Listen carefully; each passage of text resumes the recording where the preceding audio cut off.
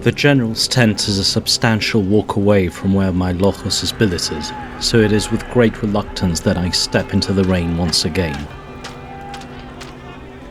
All around me my men take whatever rest they can. The heavily wounded have been brought further back where proper surgeons will see to their injuries. Naturally, I made sure to send some able-bodied men to ensure they were looked after and to report to me should our allies prove neglectful. I move around our camp, checking on my soldiers as I go. My father had always impressed upon me the necessity to know the names of one's men. I confess at first I had trouble memorizing every single face in my company, but after so many losses it has become depressingly easy.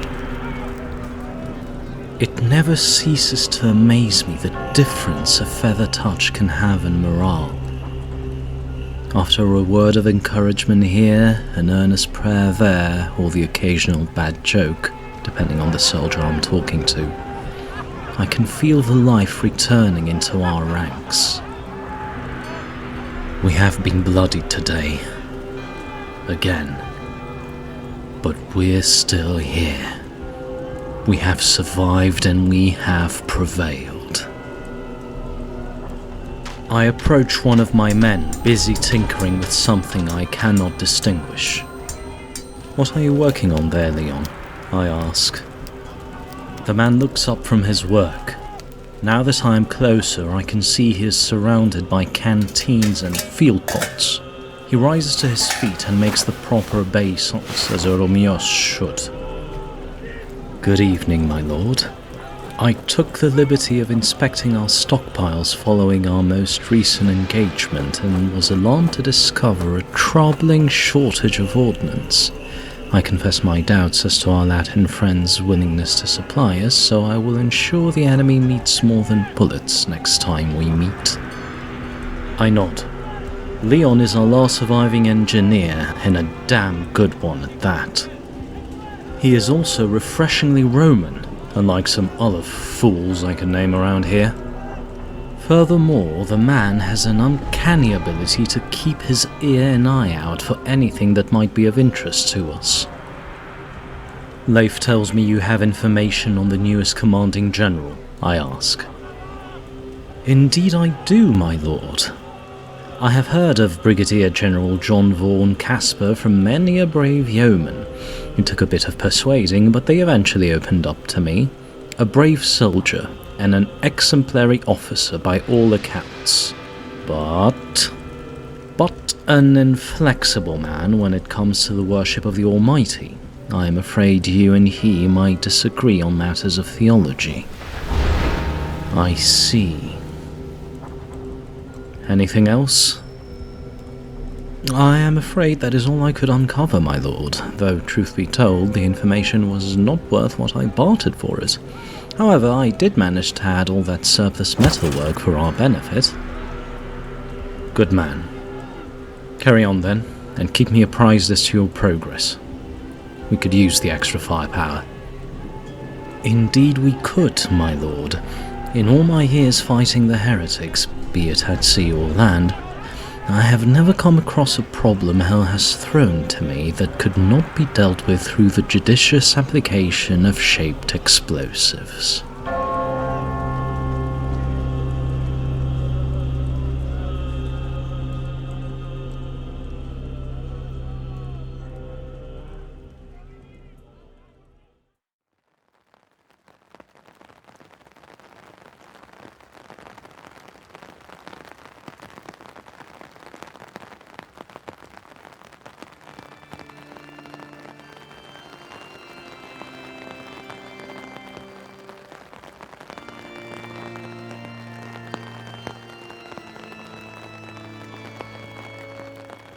Brigadier General John Vaughan Casper sits in a tent far larger, but scarcely more decorated, than mine.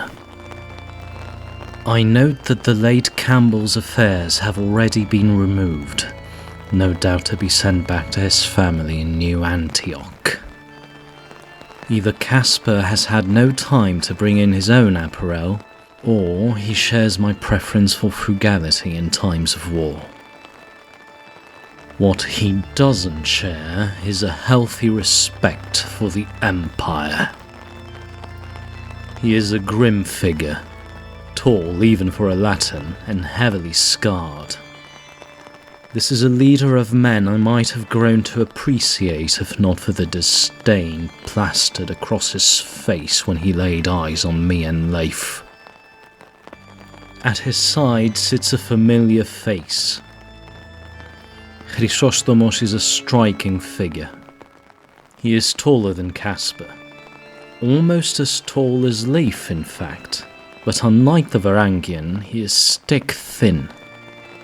His splendid sticharion, so ornate it makes my cuirass look dull by comparison, drapes his slender figure, turning him into the very image of an ascetic saint. I am not fooled though. Underneath his paraphernalia, the old man is all sinewy muscle, strong as a steel coil. His trusty golden crosier, halfway between a shepherd's staff and a poleaxe, is as ever at his hand. I know for a fact that many an enemy of the Lord has met his end with this staff buried in their skull. He locks eyes with me and greets me with the same sharp nod I have seen him do countless times back home before he left to join the Patriarchate of New Antioch. My eyes are drawn to a third figure standing behind the two men. A young woman, unknown to me, bearing curious symbols I do not recognize. A Catholic cross hangs from her neck, and a rosary is held tight at her waist by a sash of deepest red. Her blonde hair is tied up in a neat bow, allowing for the easy use of a helmet I do not see.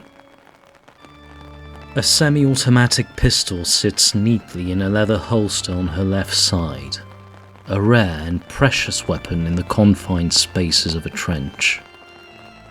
An axe hangs from a loop at her side. Quite unlike the great weapon that Leif favours on the battlefield, this one is made for one-handed use. The blade seems to bear some sort of mark or writing, but I cannot make out its details. To my surprise, she smiles at me politely. Taken rather aback, I hesitate before offering a cautious, courteous nod. It is not often that a schismatic shows anything other than open contempt for a member of the correct faith, but after all, there's daggers in men's smiles. Or women's, for that matter. I offer a salute to General Caspar in the manner of his people. He acknowledges it begrudgingly, making it perfectly clear he'd rather be cleaning the leftovers of a black rail assault rather than be dealing with me. "You may approach," he grumbles. I obey. Caspar looks at me before his eyes lower to the paper sitting in front of him on the desk. His eyes narrow with evident effort. He attempts with evident frustration. Protospαθάριος, General Caspar. Protospαθάριος Nikiforos Komninos. He, however, is unbothered by such niceties. He angrily crumples the paper in his hands before tossing it over his shoulder. Things are complicated enough on this damned front without having to wrestle to learn all that Greek gibberish. I daren't hope there is a translation us humble folk might use to address you, my noble lord, or that go against one of your rituals and ceremonies. Forgive me, there are so many. They tend to slip my barbarian mind in the midst of all these casualty reports and battle plans. I can feel the anger rising within me. I bottle it up. Years of practice at the fallen Emperor's court have taught me the value of self-control in such situations. It would not do to disgrace myself and the empire I served by acting like a cur in front of a superior I must respect. Protocol is all. First blades, General Casper. Chrysostomos offers helpfully with a placating smile. First butter knife, more like, murmurs Leif just loud enough for me to hear. He will pay for that, I promise myself. Casper lets out an exasperated and exasperating sigh before rubbing his eyes with a tired hand. He may be just a step away from a heretic himself, but I must admit I do not envy his position. Taking over so quickly in the middle of an active operation after your predecessor, a man universally loved by the man under his command, was martyred, mustn't be easy. Right, he finally says. First Blade Komnenos. I have summoned you here at the behest of my guests because I need to sign off on your departure. At this, my whole body stiffens. My departure, sir? Yes, sir. You are to leave immediately. Where to, sir? Damned if I know, sir, and damned if I care. You may ask the Metropolitan. He has been singularly vague on the topic. What of my men? I ask urgently. At this, Casper's features soften, ever so slightly. Whether Catholic or Orthodox, any good soldier knows the bond between an officer and his men. And the scars riddling Casper's face speak of a career spent in the thick of the melee, alongside his troops. I have read the reports on your men. They've done well. You needn't worry, sir. They'll be taken care of.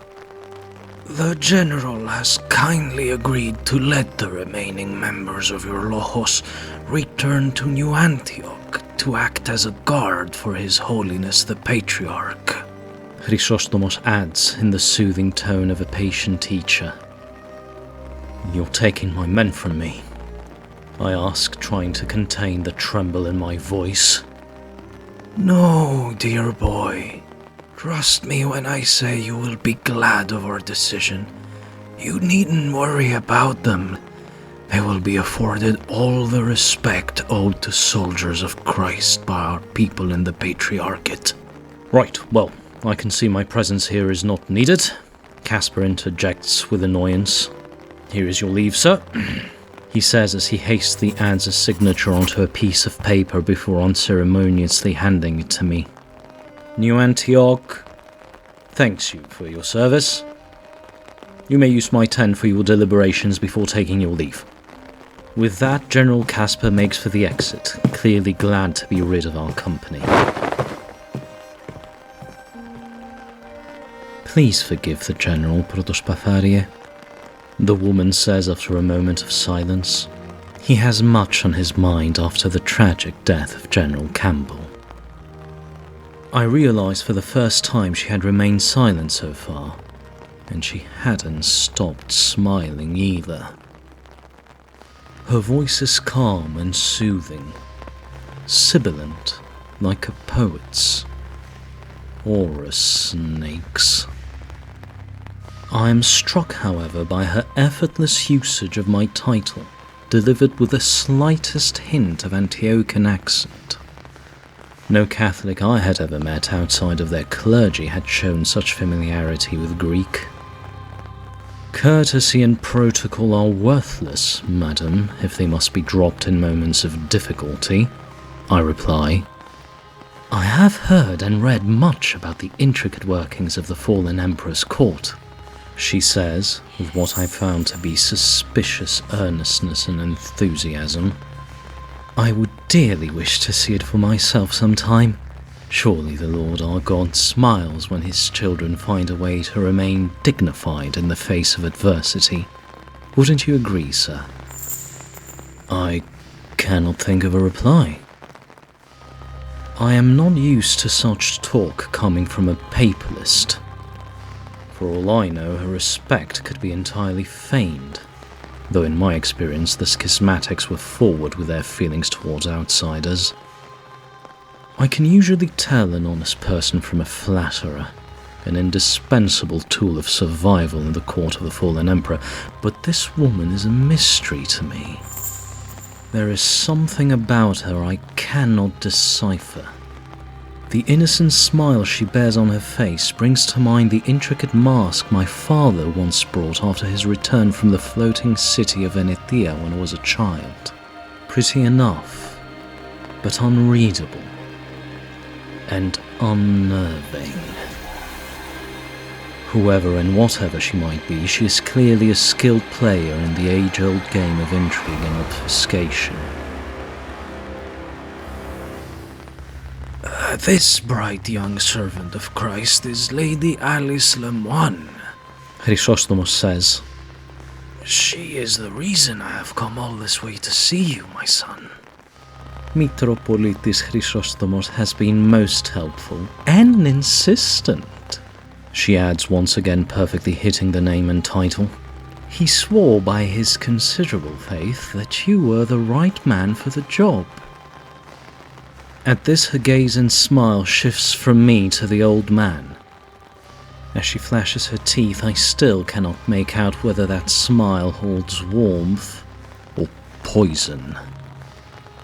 And by the way he shifts uncomfortably in his seat, it would seem Chrysostomos is equally unsure.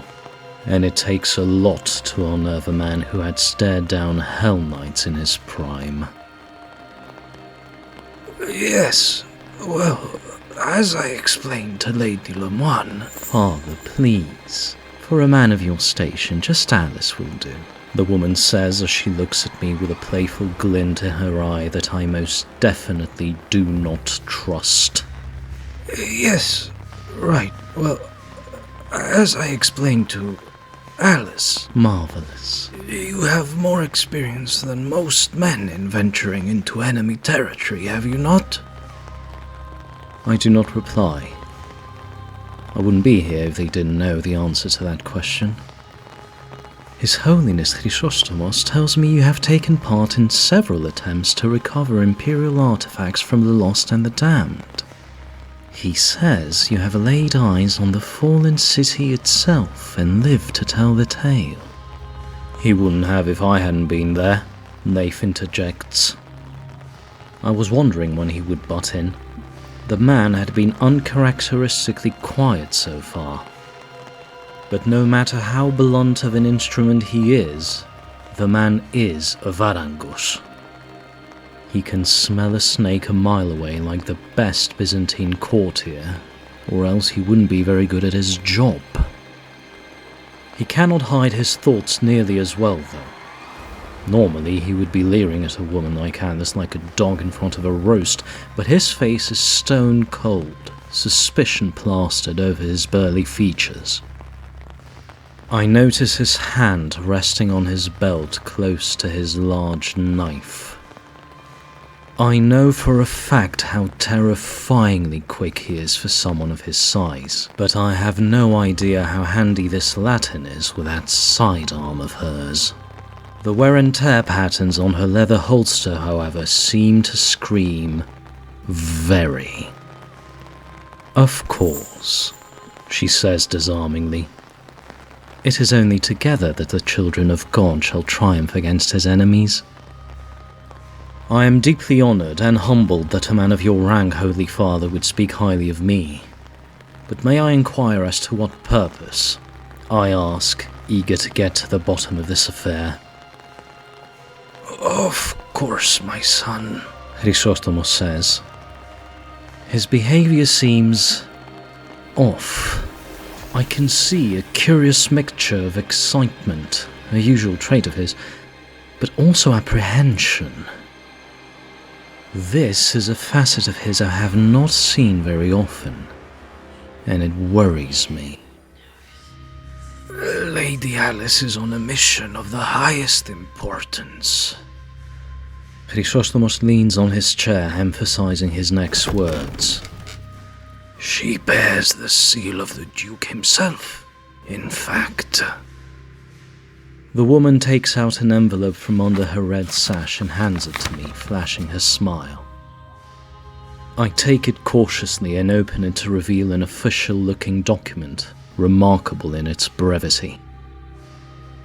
By the grace of God, I, the Duke of Antioch, do hereby grant full authority to the bearer of this seal. Let it be known that their words shall be as mine, and their actions shall bear my command. Hinder them and die. Given to Lady Alice Lemoine under my hand and seal. Duke Constantine. The seal of the Duke of Antioch is clearly visible at the bottom.